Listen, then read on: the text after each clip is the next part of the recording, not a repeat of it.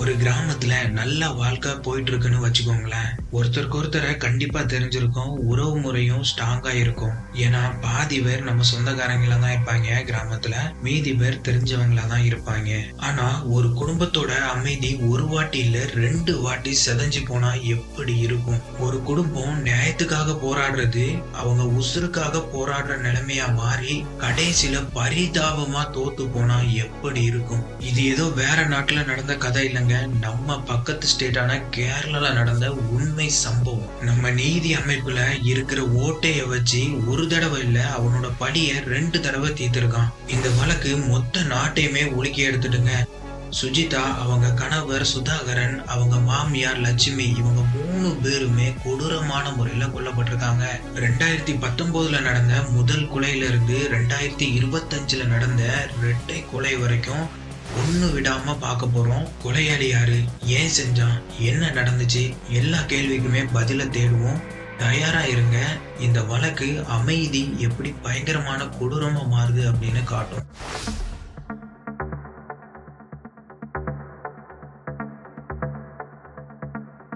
ஒரு சின்ன உதவி கடைசியில கொலைக்கு காரணமா போச்சு. கேரளால பாலக்காட்டு பக்கத்துல நெம்மாங்கர அப்படின்னு ஒரு சின்ன கிராமம் இருக்கு. எப்போதுமே அமைதியா ஜில்லுன்னு இருக்கும். அங்கதான் இந்த கதை ஆரம்பிக்குது.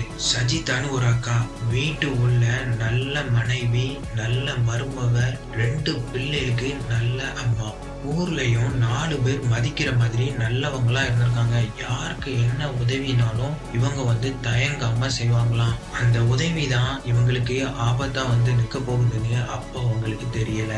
இவங்க பக்கத்து வீட்டுலதான் செந்தாமரன்னு ஒருத்தன் இருந்தான். அந்த ஆளோட கேரக்டரே சரி கிடையாதான். என்னன்னு கேக்குறீங்களா? அவன் எப்போதுமே எல்லாருக்கிட்டையுமே சண்டை போடுவானா. முக்கியமா வீட்டுல பொண்டாட்டி பிள்ளைகளை அடிக்கிறது தான் அவனோட வேலையாவே வச்சிருக்கான். இப்படி இருக்க இவன் வீட்டுல சண்டை போடும் போதெல்லாம் இந்த சஜிதா அக்கா தான் போய் சமாதானப்படுத்தி விடுவாங்களாம். பொண்டாட்டியெல்லாம் அடிக்காதங்க அப்படின்லாம் சொல்லுவாங்களாம். அதுக்கப்புறம் அவன் மனைவி கிட்ட கொஞ்ச நேரம் இருந்து சமாதானப்படுத்தி பேசிட்டு தான் வீட்டுக்கு இவங்க வருவாங்களாம். இப்படி இவங்க பேசுறது கூட இந்த செந்தாமரனுக்கு பிடிக்காம தான் இருந்திருக்கு.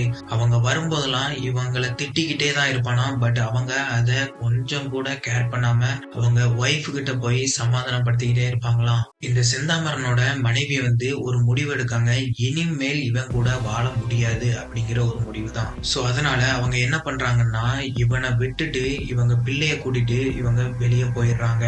அப்போ செந்தாமரன் அவங்க கிட்ட, இனிமே நான் சண்டை போட மாட்டேன், நீ வீட்டுக்கு வா அப்படின்னு எவ்வளவோ சொல்லி பார்த்திருக்கான். பட் அவங்க கேக்குறதல்ல.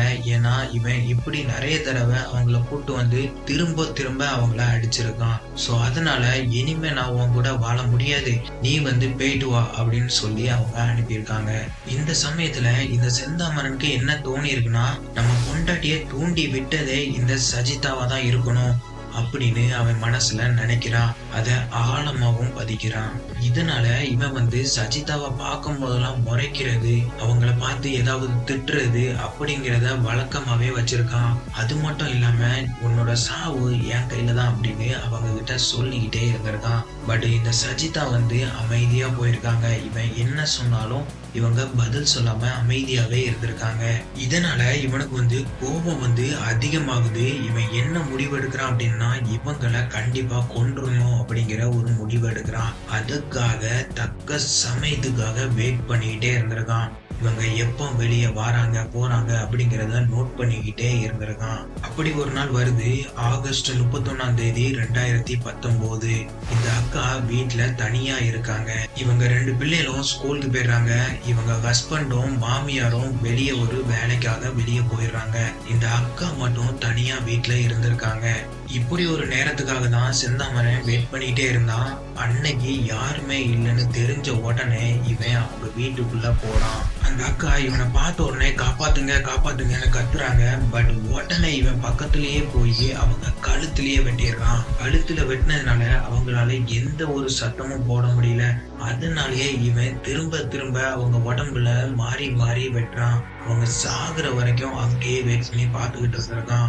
அப்புறமா அங்கிருந்து கிளம்பி வீட்டுக்கு பின்னாடி இருக்க காட்டு பகுதியில போய் ஒளிஞ்சுக்கிறான். இந்த சஜிதாவோட ஹஸ்பண்ட் வேலையெல்லாம் முடிச்சிட்டு வீட்டுக்கு வாராரு. வந்து கதவை திறந்து பாக்குறாரு. அவர் பொண்டாட்டி கீழே ரத்த வெள்ளத்துல இருக்கிறத பாக்குறாரு. உடனே போய் தூக்கி பாக்குறாரு. அவங்க ஒய்ஃப் இறந்திருக்கிறது தெரிய வருது. சோ அவர் என்ன பண்றாரு அப்படின்னா உடனே போலீஸுக்கு கால் பண்றாரு. அவருக்கு சந்தேகம் வர்றது எல்லாமே இந்த செந்தாமரம் மேலதான். ஏன்னா எப்போதுமே இவங்க கிட்ட சண்டை போடுறது அவன் மட்டும்தான். கண்டிப்பா அவன் தான் கொண்டிருக்கணும் அப்படின்னு சொல்லிட்டு அவன் வீட்டுக்கு போய் பாக்குறாரு. அவன் அங்க இல்ல. ஏன்னா அவன் தான் காட்டுக்குள்ள போயிட்டானே. அங்க இல்ல அப்படின்னு அவர் என்ன பண்றாருன்னா திரும்பவும் வீட்டுக்கு வராரு. அவர் ஒய்ஃப பிரேத பரிசோதனைக்காக அனுப்பி வைக்கிறாரு. அப்போ போலீஸும் கேக்குறாங்க அவர்கிட்ட, யார் இத பண்ணிருப்பான்னு உங்களுக்கு எதுவும் தெரியுமா அப்படின்னு கேக்குறாங்க. அதுக்கு அவர் சொல்ற வார்த்தை, இந்த செந்தாமரனா தான் இருக்கும். நான் அவன் வீட்டுல போய் பார்த்தேன், பட் அவன் அங்க இல்ல அப்படின்னு சொல்றாரு. அப்போ ஊர் மக்கள் எல்லாருமே கூடிடுறாங்க. இந்த சம்பவம் நடந்த உடனே ஊர்ல எல்லாருக்குமே பயம்தான். ஏன்னா அமைதியா இருந்த கிராமத்துல இப்படி ஒரு அசம்பாவிதம் நடந்த உடனே அவங்க எல்லாருமே பயப்படுறாங்க. இப்ப அவன் எங்க இருப்பானோ அப்படின்னு நினைச்சு எல்லாருமே பயந்துகிட்டே இருக்காங்க. போலீஸ்காரங்க இந்த செந்தாமரனை வலை வீசி தேடுறாங்க. அது மட்டும் இல்லாம அவனுடைய தம்பி வீடும் அதே ஊர்ல தான் இருக்கிறது தெரிய வருது. சோ அங்க போய் அவன்கிட்ட விசாரிக்கிறாங்க. உன்னோட அண்ணனை எங்க அப்படின்னு கேக்குறாங்க. அப்ப அவன் சொல்றான், எனக்கு தெரியாது, இங்க ஒண்ணும் வரலையே அப்படின்னு சாதாரணமா சொல்றான். பட் போலீஸ்காரங்களுக்கு நம்பிக்கை இல்ல. சோ வீட்டை ஃபுல்லா சோதனை போடுறாங்க. அவன் வீட்டுல எங்கேயுமே இல்ல. அப்ப அவன்கிட்ட உன் அண்ணன் எங்க இருக்கான்னு சொல்லல அப்படின்னா உன்னை தூக்கி உள்ள வச்சிருவோம் பாத்துக்க அப்படின்னு சொல்றாங்க. அப்ப அவன் சொல்றான், என் அண்ணன் கண்டிப்பா வீட்டு பின்னாடி இருக்க காட்டு பகுதியில தான் எங்கேயாவது போயிருக்கணும். அவன் அடிக்கடி அங்க போவான். எனக்கு அவன் அங்க இருப்பான்னு தான் தோணுது அப்படின்னு சொல்றான். அது மட்டும் இல்லாம இன்னொரு விஷயத்தையும் சொல்றான், எங்க அண்ணன் சாப்பிடாம இருந்துடவே மாட்டான். சோ அதனால நீங்க ஹோட்டல்ல போய் செக் பண்ணி பார்த்தாலே அவன் கண்டிப்பா அங்க வந்துட்டு போவான். அங்க இருந்து வெயிட் பண்ணுங்க, அவனை கண்டிப்பா பிடிச்சிடலாம் அப்படின்னு சொல்றான். இந்த தகவல் தான் அவனை பிடிக்க உதவ போகுது அப்படின்னு அப்போ போலீஸ்காரங்களுக்கு தெரியவும் இல்லை. இவன் சொன்னதை அவங்க சரியா நம்பவும் இல்லை. பட் இருந்தாலுமே அவங்க என்ன பண்றாங்க அப்படின்னா இவன் சொன்னதுனால அந்த வீட்டுக்கு பின்னாடி இருக்கிற காட்டு பகுதியெல்லாம் தேடுறாங்க. அது மட்டும் இல்லாம அந்த காட்டு பகுதிக்கு பக்கத்துல இருக்க எல்லா ஹோட்டல்லுமே சொல்லி வைக்கிறாங்க, செந்தாமரன் இங்க வந்தான் அப்படின்னா நீங்க தகவல் சொல்லணும். அப்படி நீங்க சொல்லல அப்படின்னா உங்களை தான் பிடிச்சிட்டு போவோம் அப்படின்னு அவங்க சொல்றாங்க. இப்படியே 18 மணி நேரம் போயிருது. 18 மணி நேரம் கழிச்சு காட்டுக்குள்ள இருந்து ஒரு உருவம் வருது. ஹோட்டல்ல இருந்த ஆள் பாக்குறாரு. அவன் தூரத்துல இருந்து வரும்போதே அவருக்கு சந்தேகமாகுது, இது அவனாதான் இருக்குமோ அப்படின்னு சந்தேகமாகுது. அவன் பக்கத்துல வந்த உடனே கன்ஃபார்மே பண்ணிடுறாரு இது அவன் தான் அப்படின்னு. சோ அவர் என்ன பண்றாரு அப்படின்னா உடனே போலீஸ்க்கு கால் பண்றாரு. உடனே போலீஸ்காரங்க அந்த ஹோட்டலுக்கு அவனை அரெஸ்ட் பண்ணி கூட்டிட்டு போறாங்க. இவனை பிடிச்சிட்டாங்க. ஆனா அங்கேயும் இவனோட கோபம் தனியல. கரெக்டா சம்பவம் நடந்து 18 மணி நேரத்திலேயே இவனை பிடிச்சு அரெஸ்ட் பண்ணி உள்ளதுக்கு போடுறாங்க. விசாரணைய ஆரம்பிக்கிறாங்க. விசாரணையில எதுக்குல கொன்ன அப்படின்னு கேட்கும் போது அவன் சொல்றான், என் பொண்டாட்டி போனதுக்கு அவன் தான் சார் காரணம், அதனாலதான் நான் கொன்னேன் அவளை அப்படின்னு அவன் தெனாவட்டா சொல்லியிருக்கான். அதான் இவன் எல்லாத்தையுமே நான் தான் பண்ணேன் அப்படின்னு ஒத்துக்கிட்டானே. அப்புறம் என்ன 3 வருஷம் இவனை உள்ள தூக்கி போட்டாங்க. இவன் உள்ள இருக்கும்போது கூட அவங்க குடும்பத்துல எல்லாத்தையுமே கொல்லணும் அப்படின்னு நினைச்சுக்கிட்டே இருந்திருக்கான். அது மட்டும் இல்லாம இவன் அமைதியா இருந்தாதான் நம்மள வெயில்ல விடுவாங்க அப்படின்னு சொல்லிட்டு உள்ள ரொம்ப நல்லவன் மாதிரியே இருந்திருக்கான். பட் சஜிதாவோட புருஷன், அவங்க 2 பிள்ளைகளு, அவங்க மாமியார் எல்லாருமே ஆறுதலா இருந்திருக்காங்க. இவனை உள்ள பிடிச்சு போட்டாச்சு, இனிமே சஜிதாவோட மரணத்துக்கு நீதி கிடைக்கும் அப்படின்னு அவங்க வெயிட் பண்ணிட்டு இருந்திருக்காங்க. ஆனா அந்த ஆறுதல் ரொம்ப நாளைக்கு நீடிக்காது அப்படின்னு அப்போ அவங்களுக்கு தெரியல. வழக்கம் ரொம்ப ஸ்லோவா தான் போயிட்டு இருந்து இந்தியாவில தான் இது ரொம்ப சகஜமாச்ச. எல்லாருக்குமே ஒரு பேரதிர்ச்சி. 2023ல செந்தாமரனுக்கு ஜாமீன் கிடைச்சு வெளியே வந்துட்டான். எப்படின்னு கேக்குறீங்களா? அதாவது இவன் உள்ளயும் ரொம்ப நல்லவன் மாதிரி நடிச்சிருக்கான். அது மட்டும் இல்லாம இவனுக்கு முன்னாடி எந்த ஒரு கேஸுமே இல்லாததுனால, அதாவது இவன் முன்னாடி எந்த ஒரு தப்புமே பண்ணாததுனால இதுவும் இவனுக்கு பிளஸ்ஸா போயிட்டு, அது மட்டும் இல்ல இந்த கேஸும் ரொம்ப ஸ்லோவா போயிட்டு இருந்ததுனால இவனுக்கு ஜாமீன் கொடுத்து அனுப்பிட்டாங்க. அப்போ 2 கண்டிஷனோட அனுப்பியிருக்காங்க. வாரத்துக்கு 3 நாள் போய் ஸ்டேஷன்ல போய் கையெழுத்து போடணும். அது மட்டும் இல்லாம இந்த கொலை நடந்த ஏரியாவுக்கு, அதாவது அந்த ஊருக்கு மட்டும் நீ போகவே கூடாது அப்படின்னு சொல்லி கண்டிஷன் போட்டிருக்காங்க. இவன் எப்போ ஜெயில இருந்து வெளியே வந்தானோ அப்பவே அடுத்த கொலைக்கான கவுண்டவுன் ஆரம்பிச்சிட்டுங்க.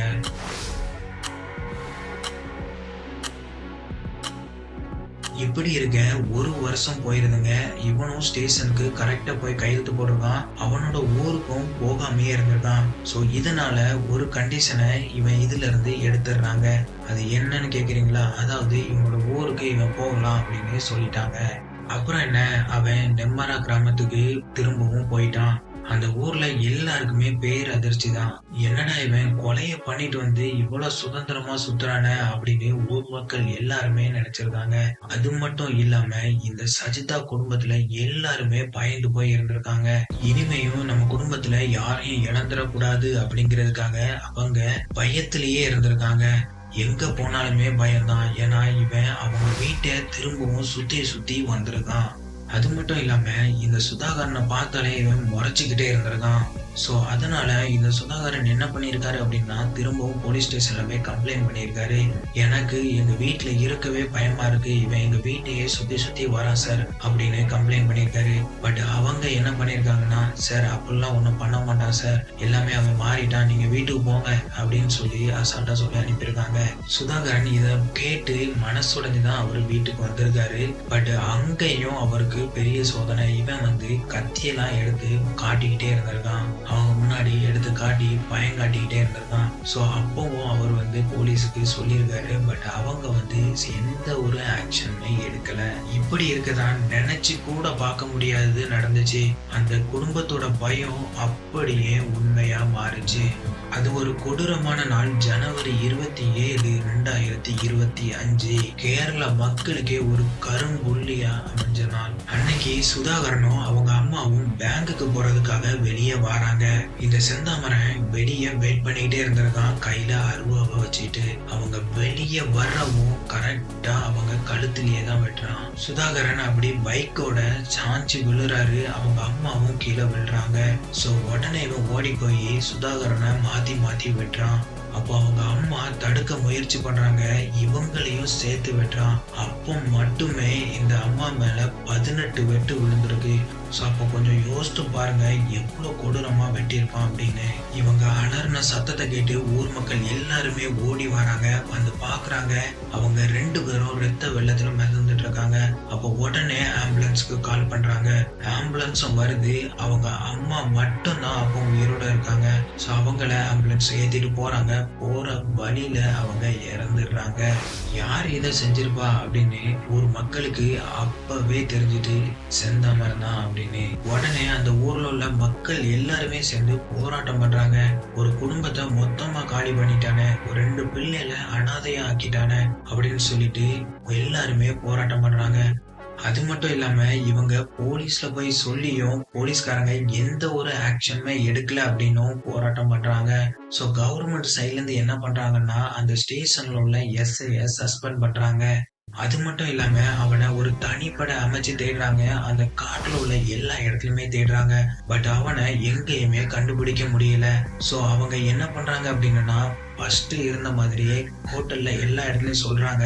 அது மட்டும் இல்லாம ஹோட்டல்ல ஒரு போலீஸையும் போட்டு வைக்கிறாங்க. இந்த தடவை செந்தாமரன் என்ன பிளான் பண்ணியிருந்தான்னா, ஹோட்டலுக்கு போனா தானே பிடிக்கீங்க, என் தம்பி வீட்டுக்கு போவேன் அப்படின்னு சொல்லிட்டு அவன் ஊருல தைரியமா வந்திருக்கான். ஒரு 36 மணி நேரம் கழிச்சு அப்போ ஊர்ல இருந்த ஒருத்தர் அவனை பாத்துடுறாரு. உடனே போலீஸ்க்கு தகவல் கொடுக்கறாரு, அவன் தம்பி வீட்டுக்கு போறான், அங்க போய் அரெஸ்ட் பண்ணுங்க அப்படின்னு. சோ உடனே போலீஸ்காரங்க அங்க போய் அவனை அரெஸ்ட் பண்றாங்க. அப்ப அவங்க கிட்ட கேக்குறாங்க, எதுக்குடா இவங்களை கொன்ன அப்படிங்கும் போது அவன் சொல்றான், சார் நான் எங்க வெளியே போனாலும் அவன் என்னை பார்த்து முறைச்சிட்டு இருந்தான், அவன் என்ன கொல்றதுக்கு திட்டம் போட்டான் சார், அதனாலதான் நான் முந்திட்டேன், அவன் என்ன கொல்றதுக்கு முன்னாடி நான் அவனை கொண்டுட்டேன் அப்படின்னு அவங்க கிட்ட சொல்றான். அது மட்டும் இல்லாம என் பொண்டாட்டி பிரிஞ்சு போனதுக்கு கூட இவன் எனக்கு எதிராக சூனியம் வச்சிருக்கான் சார் அப்படின்னு அவன் ஒண்ணுக்கு பின்னா சொல்லிக்கிட்டே இருக்கான். 36 மணி நேரத்திலேயே இவனை பிடிச்சதுனால அந்த ஊர் மக்களுக்கு கொஞ்சம் ஆறுதலா இருந்தாலும் ஒரு குடும்பமே அழிஞ்சு போச்சு அப்படின்னு தீராத சோகமா தான் இருந்துச்சு. எல்லாமே முடிஞ்சதுக்கு அப்புறம் ஊரே சேர்ந்து நீதி கேட்டு என்னங்க பிரயோஜனம்? அந்த மாதிரிதான் கேரளால உள்ள எல்லாருமே இந்த கேஸ் தெரிஞ்ச உடனே அவங்க எல்லாருமே ஒரு கொலைய பண்ணவன் எப்படி ரெண்டாவது கொலைய பண்ண முடியும்? அது ஒரு 2 பேரை கொண்டிருக்கானே, எப்படி நீங்க அவனை இவ்வளவு ஃப்ரீயா விட்டீங்க அப்படின்னு சொல்லி எல்லாருமே கேள்வி எழுப்பியிருக்காங்க. அப்புறம் காவல்துறையை பார்த்து கேள்வி கேட்கிறாங்க. நீங்க எப்படி ஒரு கொலைகாரனை வெளியே வந்ததுக்கு அப்புறம் அவனை கண்காணிக்காம விட்டீங்க? அது மட்டும் இல்லாம அவங்க எத்தனை தடவையோ உங்ககிட்ட கம்ப்ளைண்ட் பண்ணியிருக்காங்க. சோ அத கூட நீங்க கேர்லெஸ்ஸா விட்டதுக்கு காரணம் என்ன அப்படின்னு சொல்லி கேள்வி எழுப்பியிருக்காங்க. அரசியல்வாதிகளும் மக்களும் சமூக வலைதளங்கள்ல இந்த கேஸுக்காக நீதி கேட்டு குரல் கொடுக்காங்க. சோ இதன் காரணமா மார்ச் 31க்குள்ளேயே ரெட்டை கொலைக்கான குற்றப்பத்திரிகையை கோர்ட்ல தாக்கல் பண்றாங்க. இந்த கேஸ்ல தான் இவ்வளவு ஃபாஸ்டா பண்ணிருக்காங்க. இப்ப அந்த குடும்பத்துல சஜிதாவோட பொண்ணுங்க 2 பேர் மட்டும்தான் உயிரோட இருக்காங்க. அவங்க குடும்பமே மொத்தமா செதஞ்சு போச்சு. அவங்க மனசுல எத்தனை தீராத வடு. அவங்க கண்ணீர் தான் நீதிக்கான கோரிக்கைங்க. இப்ப இந்த செந்தாமரனுக்கு கேஸ்ல ஜாமீனே கொடுக்காம உள்ள வச்சிருக்காங்க. இனிமையும் கண்டிப்பா கொடுக்க மாட்டாங்க. இந்த கேஸ்ல முக்கியமா சோசியல் மீடியால கேட்கப்பட்ட முக்கியமான கேள்விகளை உங்களுக்கு முன்னாடி வைக்கிறேன். அதுக்கு நீங்க பதில் சொல்லுங்க. கொலை வழக்குல இருந்த ஒருத்தனுக்கு ஜாமீன் கொடுத்தது சரியா? ஜாமீன்ல இருக்கிற கொலையாளிய கண்காணிக்கிறதுக்கு என்ன சட்டம் இருக்கு? அதை ஏன் ஒழுங்குபடுத்தல? பாதிக்கப்பட்ட குடும்பமே சொல்லியும் போலீஸ்காரங்க எதுக்கு கேட்கல? இத சரி செய்ய என்ன வழி இருக்கு? நம்ம நீதி அமைப்புல ஒரு மாற்றம் வேணுமா? கண்டிப்பா சொல்லுங்க. இப்ப நீங்க பாத்தீங்கன்னா செந்தாமரம் மேல 2 வழக்கு இருக்கு. ஃபர்ஸ்ட் சஜிதாவை கொலை பண்ணது, 2வது ரெட்டை கொலை பண்ணது. இந்த வழக்கு எப்படி நடக்கும்னு கண்டிப்பா பார்க்கணும். நம்ம இந்தியால தான் ஜவ்வு மாதிரி கேஸ் இழுத்துக்கிட்டே இருக்கும். இந்த பாதிக்கப்பட்ட குடும்பத்துக்கு எப்போ நீதி கிடைக்கும்னு தெரியலங்க. இந்த கொடூரமான வழக்கு நீதித்துறையும் காவல்துறையும் பார்த்து ஒரு கேள்வி கேட்கிற வழக்கா அமைஞ்சிருக்குங்க. சோ கைஸ், இந்த கேஸ பத்தி நீங்க என்ன நினைக்கிறீங்க? நம்மளுடைய நீதி அமைப்பு சஜிதா குடும்பத்துக்கு ஏதாவது ஹெல்ப் பண்ணணும்னு நினைக்கிறீங்களா? கண்டிப்பா இந்த வீடியோ கீழே கமெண்ட் பண்ணுங்க.